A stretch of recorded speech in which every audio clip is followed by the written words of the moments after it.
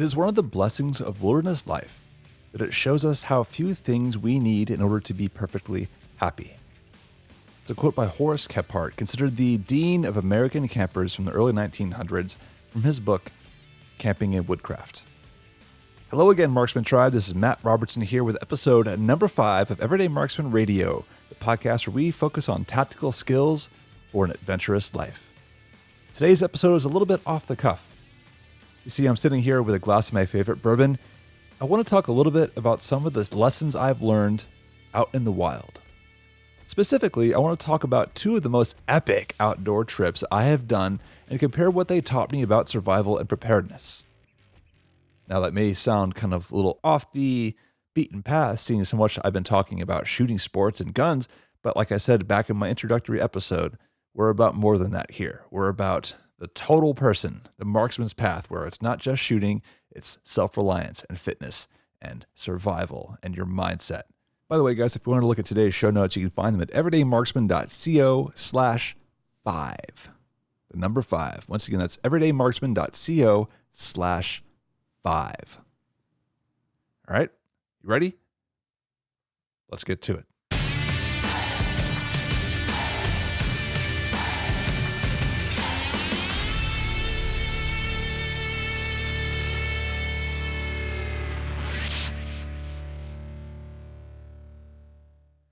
So let's talk about this first trip. When I was young, I was in the Boy Scouts. We often did, every couple months or so, was a camping trip out in South Florida. So it could have been going on a canoe trip down to the Florida Keys. It could have been camping on the beach. It could have been hiking a little bit, but it was always fairly small. 1 or 2 nights, along with those jamborees where it was more about having fun than anything else. My first serious trip happened after high school, before I started college. Me and a few of my friends flew into Saskatoon, Canada, and drove up to a launch point up in Saskatchewan. Now, this was a guided trip. I'm not going to say that we did this by ourselves, but it was a canoe trip over 3 weeks. It was awesome. Now, I could tell you all the stories about some of the amazing things we saw between the lakes and the birds and just getting out into nature and experiencing what it means to hear that total quiet. And if you've ever been out in the middle of nowhere in the woods, you probably don't know what I'm talking about. But those of you who've been out there, you know that when you are hundreds of miles from civilization and there is not a sound, it's almost a little unnerving at times. That was also the first time I ever saw the Aurora Borealis, which was also pretty awesome. But I'm not here to tell you about how great all these things were. I'm actually here to tell you about the things I learned from these trips, both good and bad, but mostly today I'm going to be talking about some of the bad stuff. So the first lesson was that canoeing is work. All right, I can't really explain why I didn't think of this going into it, but canoeing for 6 hours a day is work. This was my first exposure to actually having to row for endurance. And what I came to find out was it actually takes a lot of communication and coordination. For 2 people to a boat, each of you guys paddling on different sides of the boat, that whole first day was nothing but frustration and us almost yelling at each other about who is paddling at what timing and how to get in sync. And we didn't get anywhere. So that's the first takeaway that I learned from that trip, was don't assume that everyone else knows what you're thinking and doing at any given time. All right, this is not just true of going out and camping, but really any endeavor where you're going to be out there with more than one person. You need to know what is going on with everybody else so you can trust them and get in line with them. I hate to use a line, too many Indians, not enough. How does that one go? Too many chiefs and not enough Indians? Yeah, that's how it goes. But that's basically what happens. Everybody out there just assumed the other person was paying attention to what they were doing and that they would just follow your lead. Well, that doesn't work if everybody thinks they're the one in charge. So you need to set a leader and communicate exactly what has to happen. So the next big takeaway from that was when it's gone, it's gone. You know, one of the first things to run out for us, really the only real thing that ran out for us, was the food. And you know what food ran out first? The really tasty one that we all wanted to eat first every night. That meant the cheeses and the dried meats. You know, that was the first to go. And granted, it lasted a little while. You know, out of a 3-week trip out in the middle of nowhere, with no resupply, it lasted us about half that time, really, maybe 2 weeks of it. But after that, we were down to the dried stuff that wasn't quite as tasty, but still got the job done to getting us some satisfaction. But when it's gone, it's gone. And one of the things we assumed we'd be able to do on this trip was it's the middle of these lakes in northern Canada. We thought we could go fishing. It's July. I'm from the South. I assumed no problem. Let's go get some food. Well, it turns out that like the week before we got there, the ice had just melted off of these lakes. And then all the natives, the locals, had already netted them. So getting fish was actually pretty hard to do for us, which meant that we had to really rely on what we brought with us. Yes, we caught some fish here and there, but that was certainly not enough to rely on over the course of 3 weeks. Now, the lesson I thought that I learned from that was to bring enough stuff, to bring enough of the stuff that I like so that I wouldn't run out until my next resupply. But as I'll talk about in the next trip, I took that lesson with me, and that actually caused me more problems. So hold on to your thoughts for that one. All right. Now, the next takeaway from this first trip when it came to canoeing was that being fit makes everything easier. I'm not going to lie. I mean, I'm not in perfect shape now. I'm working on it. Went to the gym this morning, getting my weightlifting on. But in high school, no. I was not that fit of a kid. Yeah, I was on the cross country team. I was like the second slowest guy in the team. I was there for moral support more than anything else. I did enough that I was able to get into college with a military scholarship, and I assumed, oh yeah, I'd figure out the fitness thing later, which I did, but that didn't help me on this particular trip. So I mentioned before when it came to the fitness side that canoeing for 6 hours a day for 3 weeks on end is a lot of work, and it is, and I'll have another story about that one. But what I didn't know going into this whole canoe trip thing was about portaging. Now, if you've never heard this before, let me paint the picture for you. You're canoeing for 4 or 5 hours across this long lake. You're enjoying the scenery, swatting away the occasional mosquito. But then you get to a point where the lake ends and you have to get to the next lake. Well, how are you going to do that? Right? Like you left your car behind 5 days ago in the middle of nowhere. So there's no vehicle. So what do you got to do? Well, you get out of the boat, you pick up your boat, you carry it 3 miles to the next endpoint for the next lake. You go back over the trail you came from. You grab your backpack, you grab whatever supplies you can. You carry that for 3 miles over to your boat. And then you go back to the first point. You gather anything else you need to do, like your tent and your supplies, and you carry that 3 more miles back to the boat. Repeat until all of your stuff is back again with you. And then you canoe for another couple hours. And then maybe, if you're lucky, you don't have to do portaging again. Needless to say, not knowing about that going in, that experience was not something I was expecting. And had I been stronger, especially in my upper body when it came to the shoulder strength and carrying things over my head, that would have made that a whole lot easier. And especially when it came to carrying things under load, which I do all the time now. I just finished up the 30 for 30 challenge here at the website, where we had to carry 30 pounds on our ruck for 30 miles, 30 days, which was a great experience. And a shout out to Jerry and Pete and Squidgate and all the guys have been earning the badges out there. But that's a hard one. It took some motivation. And going back and thinking about this canoe trip all these years ago, that was work that I wasn't expecting. Now, on that same note, this was Northern Canada in July. These were open territory. You're going to get weather. And that weather sometimes was a pain in the rear end. And it was made more difficult that I was not prepared to be rowing when there was a 30-mile-an-hour wind and waves and wake and things that were just blowing me the opposite direction of where I wanted to go. So to repeat that lesson again, being stronger makes things easier. Now on to the next lesson that I learned from that trip. That is, safety is not a joke when you're in the wilderness. All right, now we are a bunch of high school kids or right out of high school about to start college. We're super excited. We're full of testosterone and we're competitive with each other. So of course we're going to play games. We're playing sports. We're running around. We're playing pranks on each other. And it was all fun and games until one of the guys in the group tripped and had a stick almost go through his eyeball, a tree branch. that was just poking up from the ground. Thankfully it missed, but it did stab that little spot right in the outside of his eyeball, kind of on the edge of the cheek. It went into there pretty deep. And that was when we all kind of realized that, oh man, that could have been bad, right? The guy had a satellite phone in case we had to go for like emergency medevac, but thankfully he was also a trained paramedic, and that's what he did as his day job when he wasn't doing these backwood guided trips, right? But that was a big lesson there, was that when you're in the middle of nowhere and you're relying on each other and help is not some immediate thing you can get to, you need to know how to solve a problem, especially a medical problem.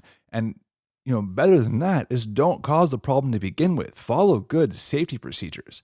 When I was a military officer, I rolled my eyes endlessly at how much we talked about safety this and safety that. Oh, that's going to be a safety brief this weekend, or this or that. And I know if you guys have been in the military, you know exactly what I'm talking about. But you know what? It's not wrong. Now, personally on that trip, I almost buried an axe in my shin because I was trying to cut some firewood and I didn't know what I was doing, because I, like a lot of guys out there, saw somebody do it on TV and assumed that's how it's done. All right. It wasn't until years later I actually learned proper woodcraft and how you're supposed to cut wood, especially with a shorter axe. Pro tip: if you ever find yourself in that position where you need to cut wood with a hatchet or something similar, get on your knees and then cut wood on a stump somewhere else. Do not even leave the option that if you miss that piece of wood like I did, that it's going to swing backwards right into your leg. And so the other lesson that I learned off this trip, and obviously there were many, but the last one I want to leave you guys with from this particular canoe trip in Canada was that after a while, you don't even notice the smell anymore. uh, you know, we were all in it together. Yeah, we jumped in the lakes, we tried to take showers, but our stuff got sweaty, things got nasty. But when everybody is doing it together, you don't even really notice it. So you guys who've been deployed know exactly what I'm talking about. It's just kind of the way it works. All right. Well, now let's go on to the next trip.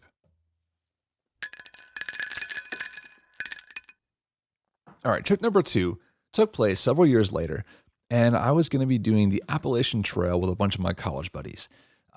If you've ever done the Appalachian Trail, you know that you end up with a trail name.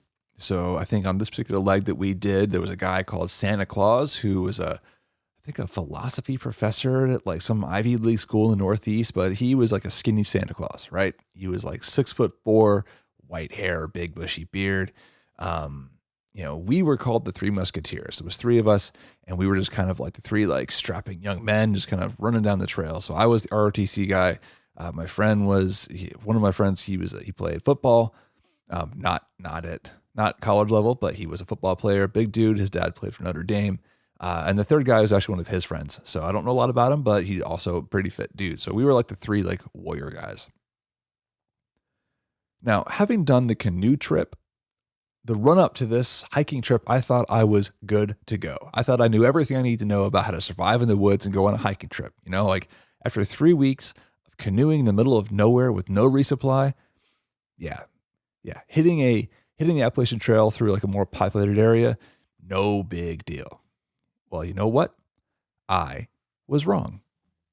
So let's talk about the first thing that went wrong on this trip. It went wrong months before we even got to the trail. You know why? Because I didn't do my homework. And for a hiking boot, on the canoe trip, I wore sandals all day, like those strappy Teva styles. Well, now I was doing some serious hiking. So to get a hiking shoe, I didn't go to an outdoors store. I went to what I knew, which was a military surplus store, and bought a set of nice tactical boots, nice heavy steel-toed tactical boots. That gave me pretty good traction, but they were stupid heavy. And if you guys have ever done any long distance hiking, especially over terrain, you know that heavy boots suck. I forgot how the saying actually goes, but studies actually show that for every kilogram you add to your feet, you increase your energy expenditure by 7 to 10%, which is actually a lot, right? And when you get heavy boots like that, you're not helping yourself. Now, the next step, the next thing that went wrong on this trip was I didn't train for it, right? So, backstory on that. I grew up in South Florida and went to school in South Florida. So, sea level, flat. And that just was my environment through my entire life, unless I was traveling somewhere else. So, that is not, even to begin with, a good training environment for how to do the Appalachian Trail. That's assuming I even did any training for the Appalachian Trail, right? Now, the previous adventure I had before this one was that canoe trip where there was no weight carried on my back. It was all going to be done via rowing and canoeing. And yeah, there was the portaging, but honestly, that as much as a lesson I took away from it, at the time I didn't think about it, right? Now, doing the Appalachian Trail is like doing rucking on steroids in the mountains, right? I assumed that because I was in ROTC and I did PT a couple times a week, that my PT level was going to be fine. Well, you know what? Doing push-ups and sit-ups and running around in circles is good. It's a nice way to maintain some fitness, but it is not the same thing as carrying a 70-pound backpack up and down jagged terrain in the mountains, right? Which is what I had to do on this Appalachian Trail trip. And that gets to the second part of this. Most of that weight that I took with me was too much food. Again, I took that lesson from the Canadian trip where I remembered that the stuff I really wanted to eat was the first to be gone. So when it's gone, it's gone, I kept telling myself. So I took a ton of food, and I was not going to be without resupply for the same amount of time. This was not a 3-week trip before I saw another living soul, right? You know, if you ever done the Appalachian Trail, then you know that you're really going to be 4 or 5 days before you hit some point where you can resupply along the trail. Now, the combination of all that extra weight and then the heavy boots, which at least I broke mine in, unlike my friend who did the trip. The heavy boots, the heavy weight, and then the uneven terrain and poor fitness meant that our pace slowed to a crawl.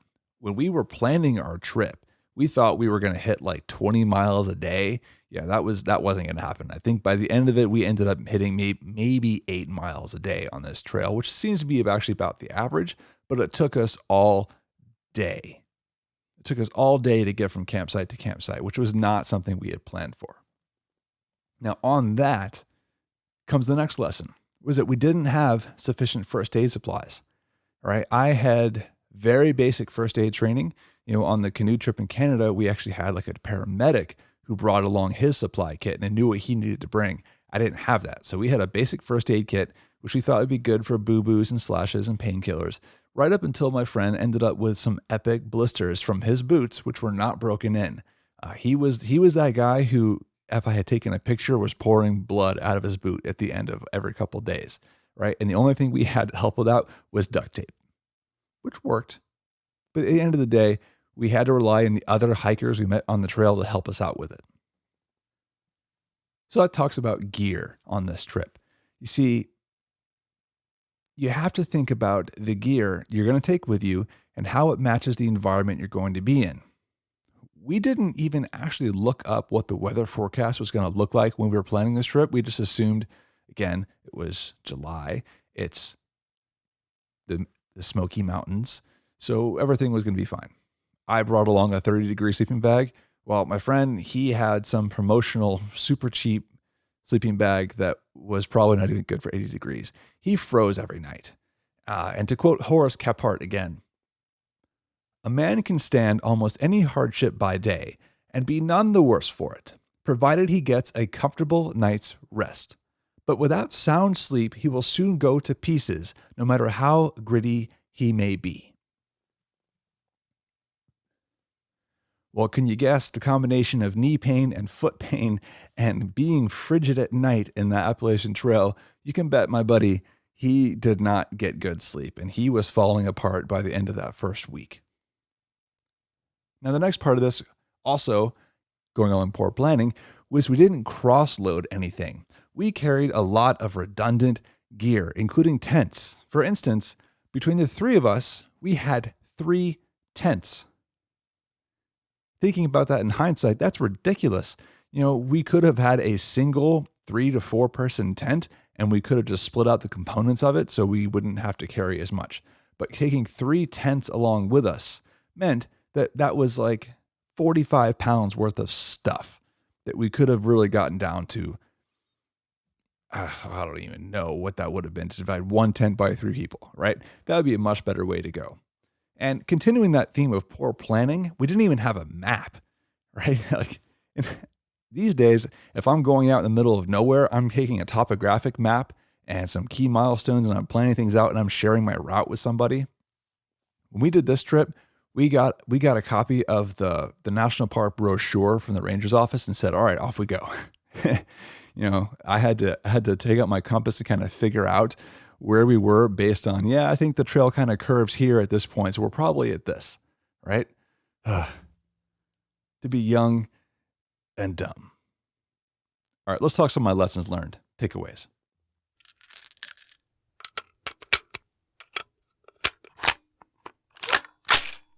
Now, even though I highlighted some of the negative aspects of these trips, they were overall amazing experiences. And I am so happy I got to do them, especially when I was younger. And I really look forward to someday helping my kid, get to do something like this, right? I want to encourage him to have these adventures. But I do firmly believe that everyone needs to go out and spend some time in the wild. But you need to do it safely and responsibly. And that starts with knowing what you're getting yourself into. What are your capabilities? And you need to think smart about your gear. So number one, you need to actually look at how long you're going to go without a resupply. Don't carry too much stuff. There's a trend in our shooting community where people talk about 2 is 1 and 1 is none. And yeah, that makes sense. You want to have redundancy on some important items. For instance, if I go out in the woods these days, I'm probably going to be having 2 or 3 knives, right? I'm going to have probably 2 sources of illumination. I'm probably going to have 3 or 4 ways to make fire. But those are like key essentials, right? There are a lot of things that you can realize that you don't need to carry that much extra. Because everything extra you carry, that's just extra weight. And extra weight sucks, right? So that gets to actually using and enforcing a packing list. I think it worked out in the Canada trip because this was, again, a guided trip that we received a packing list ahead of time that we knew what we had to bring. Yeah, I brought some extra stuff, but at the end of the day, like they kind of told us what we had to have, and that's ultimately what worked out. They brought the extras. So keep your stuff light. Keep it useful. And remember that being multi-purpose is your friend, right? So if you can find some item and then use it for multiple things, that is a good way to go. So for instance, if you can get a compass that has a magnifying glass on it, well then great, you can use that as a fire starter as well. And if it has a mirror on it for navigation, like say a Suunto MC2, which is my preferred compass, well, you can use that for signaling and you can use that for grooming and shaving and first aid because you have to dig ticks and leeches off yourself. There you go. It can do a lot of things for you. You don't need to carry more than one of those. All right. Another example might be something like a Kupla cup. A Kupla cup? I don't know how they're pronounced. Right. And the whiskey's hitting me now. Right. But it's almost like a cup and a bowl. So you can both eat out of it and you can drink out of it. Right. You can use a steel water bottle in place of a plastic one. And therefore, with a steel water bottle, you can boil your water and purify it in the same container you drink from. That saves you from having to carry some separate way of purifying water over there and gathering water. And then that's the one you drink out of over there, right? Consolidate. You can use your multi-tool knife as your eating knife. So a lot of mess kits will come out there with like, here's your spoon and fork and a separate knife. Well, if I can get away with only having to use one small knife, cool, I'll do that. Now, the other thing you got to think about is how many people are going to be around when you're on these trips, right? Because if you're in the middle of nowhere with no resupply, yeah, you need to think about contingencies. How am I going to get help? Who's going to help me out? How can I distribute load more effectively? If there's going to be people around, then you're in much better shape because you can ask for help. You can find opportunities to get help, to get resupply, right? And then lastly on this one, you need to make sure that you're actually physically up to the task, right? Now, I make a big deal about physical fitness on this blog and this podcast and the website, but it matters, all right? Everything in life is easier when you are more physically fit.